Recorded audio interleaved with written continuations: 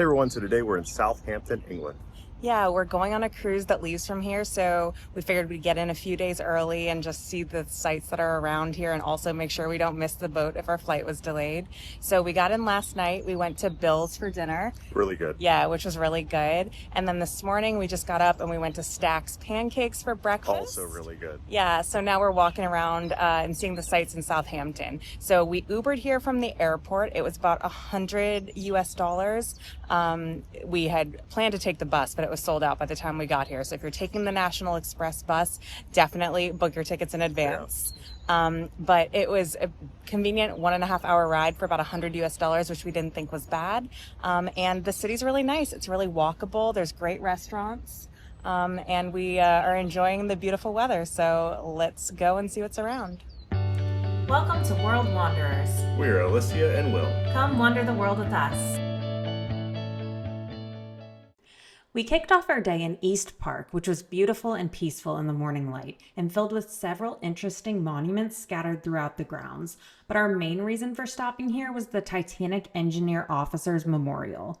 As many know, the Titanic set sail from Southampton, and this memorial honors the brave engineers who stayed on board, keeping the ship's systems running in its final moments. It's a moving tribute and a powerful piece of the city's history. Next, we headed down the famous Above Bar Street, where we stumbled upon a parade. Turns out it's Pride weekend in Southampton. We watched for a bit and then headed to our next stop. We're here at the Bargate, Southampton. You'll notice it's a good bit more impressive looking than a lot of the other wall structures in the town. That's because when they got their grant to build these walls from the king, they spent an entire year's worth of money, of wall building money, on this gate alone, which the king was not happy about. This historic gate has stood at the heart of the city for centuries and was once the main entrance to medieval Southampton.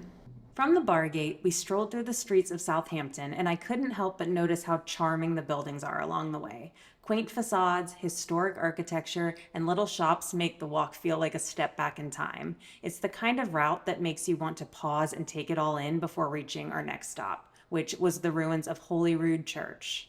This is one of Southampton's most historic sites. Though most of the church was destroyed during World War II, the remaining structure still tells a story of the city's rich past.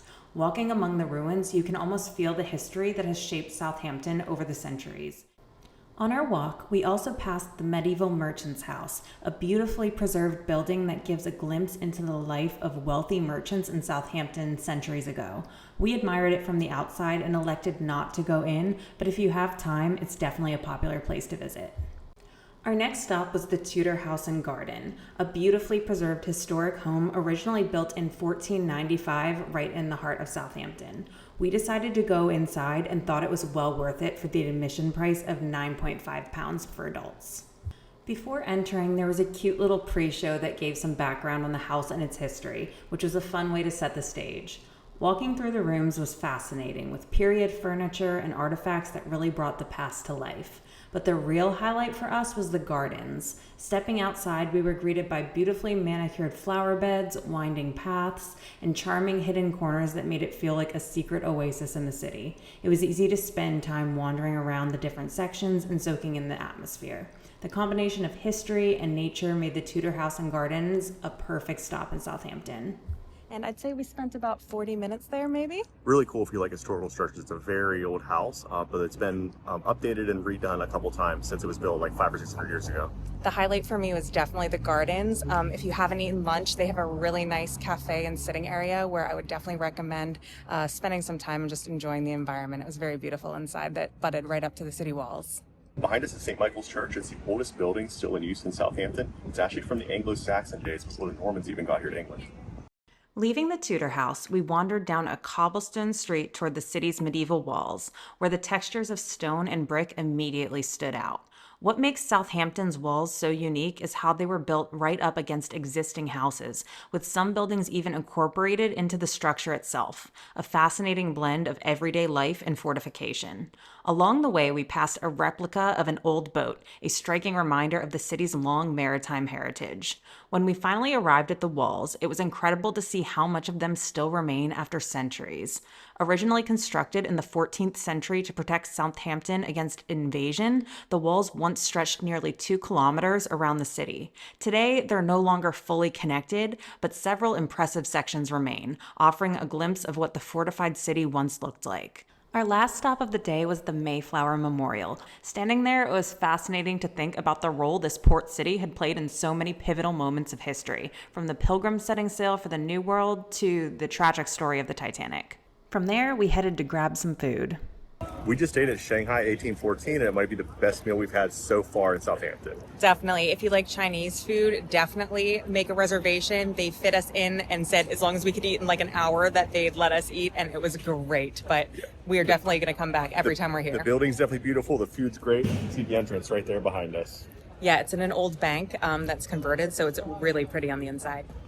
Highly recommend the Jade Martini, which was as beautiful as it was delicious. And we split a bunch of different entrees and they were all super good. So I don't think you could go wrong with anything that you order. So takeaways from Southampton. It's definitely a little more expensive than the average for the UK. I would say probably like 20% more expensive. Especially when it comes to like food and eating out. But I can definitely see why. It's a really nice place to live, I feel like. And probably less expensive than London for sure. Oh, of course, but that's like one of the most expensive places in the whole world to live. But it's very walkable if you're staying in the downtown, like central area. In any of those hotels, you'll be good. It's actually a pretty small footprint, but there's tons of options as far as places to eat, places to shop. I can't imagine that you'd be looking for something specific and not be able to find it here. It's definitely a good place. Yeah, it's very beautiful, like you said, very walkable. And between like the Southampton Commons Park and then the medieval downtown, it's really not hard at all to get between the two.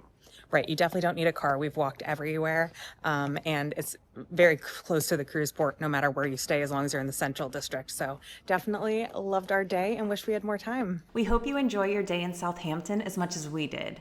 If you're planning a cruise from here, we absolutely recommend it. The city is such a great starting point. And if you're lucky enough to have an extra day before your ship leaves, we suggest taking a day trip to the Isle of Wight. We had an amazing time there, and we've got a full video on that coming out next week. So be sure to subscribe if you'd like to see it. Thanks so much for watching and safe travels.